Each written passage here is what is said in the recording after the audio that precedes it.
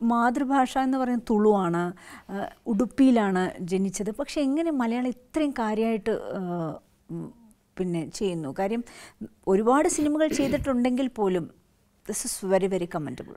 അതല്ല, അതിൻ്റെ പിന്നിലുള്ള ഒരു കഥ എനിക്ക് തന്നെ അറിയാം.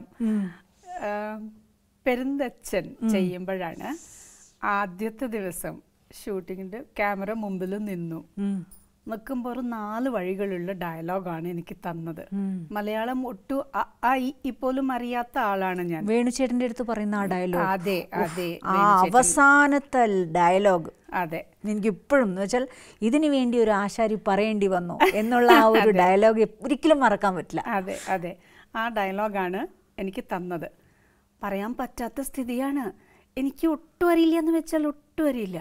എങ്ങനെ പറയേണ്ടത്, ഇൻറ്റോനേഷൻ എന്താ വേണ്ടത്, ഡിക്ഷൻ, അത് മാത്രമല്ല അർത്ഥം മനസ്സിലാവണ്ടേ. അവരെന്തൊക്കെ പറഞ്ഞു തന്നാലും ആ വാക്കുകൾ അറിയാത്തത് കൊണ്ട്, ഓരോ വേർഡ്സ് അറിയാത്തത് കൊണ്ടാണ് എനിക്ക് ഭയങ്കര ബുദ്ധിമുട്ടായിപ്പോയി. അപ്പം ഞാൻ ആദ്യത്തെ ദിവസം തന്നെ റിക്വസ്റ്റ് ചെയ്തു. സന്തോഷ് ശിവൻ ഉണ്ടായിരുന്നു, ഡയറക്ടർ അജയ് എന്നുണ്ടായിരുന്നു, പിന്നെ തിലകൻ സാർ ഉണ്ടായിരുന്നു, നെടുമുടി സാർ ഉണ്ടായിരുന്നു. ഞാനിത് ബൈഹാർട്ടാക്കാൻ പോകുന്നു, എന്നിട്ടാണ് ഞാൻ നാളെ ഇത് ചെയ്തു തരാം എന്നാണ് ഞാൻ പറഞ്ഞത്. എന്നിട്ട് അന്ന് വൈകുന്നേരം MT സാർ എത്തി ലൊക്കേഷനിൽ. അതൊരു ഭാഗ്യമാണ്. അവരാണ് എനിക്ക് മുഴുവൻ സ്റ്റോറി പറഞ്ഞിട്ട് എൻ്റെ കഥാപാത്രത്തിൻ്റെ വെയിറ്റേജ്, പിന്നെ ഞാൻ പറയാൻ പോകുന്ന ആ ഡയലോഗിൻ്റെ ഓരോ വാക്കുകളും, അത് മൂർച്ചേറിയ വാക്കാണ്. പിന്നെ ഇങ്ങനെ തുളച്ചു കയറി അവസാനത്തെ ആ ചോദ്യം ഉണ്ടല്ലോ, ഇത് പറയേണ്ടി വന്നോ എന്നുള്ളത്. അതെ അതെ. എന്നിട്ട് പങ്ക്ച്വേഷൻസ്, മെയിൻലി പങ്ക്ച്വേഷൻസ് എല്ലാം പറഞ്ഞിട്ട്, അന്നത്തെ കാലത്തിൽ നമുക്ക് റെക്കോർഡ് ചെയ്ത് തരാനുള്ള യാതൊരു സാധനമോ ഇല്ലായിരുന്നു. മൊബൈലോ മറ്റേതോ മറിച്ചതോ ഒന്നുമില്ല. അപ്പോൾ വെറുതെ പറഞ്ഞു. അപ്പോൾ ഞാനത് ഓർത്ത് കന്നഡയിലൊക്കെ എഴുതി വെച്ചിട്ടാണ് ഞാനത് പഠിച്ചത്. എന്നിട്ട് രാത്രി മുഴുവൻ അത് പഠിച്ച.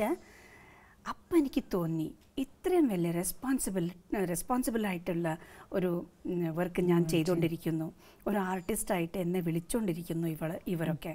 അപ്പോൾ ഇനി കുറേ ഫിലിംസിൽ ചെയ്യാം, അല്ലെങ്കിൽ പോലും ഇപ്പോൾ എനിക്ക് എന്താണ് ഈ ഭാഷയെക്കുറിച്ച് എനിക്ക് കുറച്ചും കൂടി അറിയണം, അല്ലെങ്കിൽ ഞാനിത് ചെയ്യുന്നത് ശരിയല്ല. ഇങ്ങനെയാണ് എനിക്ക് തോന്നിപ്പോയത്. അന്ന് ഞാൻ ഡിസൈഡ് ചെയ്തതാണ്, അടുത്ത ദിവസം ഷൂട്ട് കഴിഞ്ഞ ശേഷം ബുക്ക് ഷോപ്പിൽ കയറിയിട്ട് learn Malayalam through Kannada in 30 days, ഇങ്ങനെയാണ് ഒരു ബുക്ക് കിട്ടിയത്. ആ ബുക്ക് കൊണ്ട് ഞാൻ എൻ്റെ അഭ്യാസം ഞാൻ തുടങ്ങി. അവിടെ നിന്ന് ആദ്യമൊക്കെ അബദ്ധങ്ങളൊക്കെ സംഭവിച്ചിട്ടില്ലേ? നമ്മൾ ശരിക്കും പറയണമൊക്കെ തെറ്റിപ്പോവില്ലേ? തെറ്റിപ്പോവും. പക്ഷെ അത് സഹായിക്കാൻ കുറേ ആൾക്കാരൊക്കെ ഉണ്ടായിരുന്നു. അങ്ങനെയാണ് മലയാളം പഠിക്കാൻ തുടങ്ങിയത്. പിന്നെ മണിച്ചിത്രത്താഴൊക്കെ ആവുമ്പം കുറച്ച് കുഴപ്പമില്ലാതെ പറയുന്നതൊക്കെ മനസ്സിലാക്കാവുന്ന ഒരു സ്റ്റേജിലെത്തി. പക്ഷേ സ്ത്രീ സീരിയൽ ചെയ്യുമ്പോഴാണ് ശരിക്കും സംസാരിക്കാൻ തുടങ്ങിയത്. എന്ത് തെറ്റിയാലും കുഴപ്പമില്ല. ഞാൻ പറഞ്ഞതാ, ഞാൻ പറയുമ്പോൾ എന്തെങ്കിലും തെറ്റുണ്ടെങ്കിൽ അപ്പോൾ തന്നെ എന്നെ വിളിച്ച് പറയണേ, ഇത് തെറ്റാണ്, ശരി എന്താണെന്ന് പോലും പറയണം. അപ്പോൾ എനിക്ക് പഠിക്കാൻ പറ്റുമല്ലോ. എന്നിട്ടാണ് ഇങ്ങനെയാണ് ഞാൻ മലയാളം പഠിക്കാൻ തുടങ്ങിയത്. അതുകൊണ്ടാണ് കുറേ ഇങ്ങനെ പറഞ്ഞ്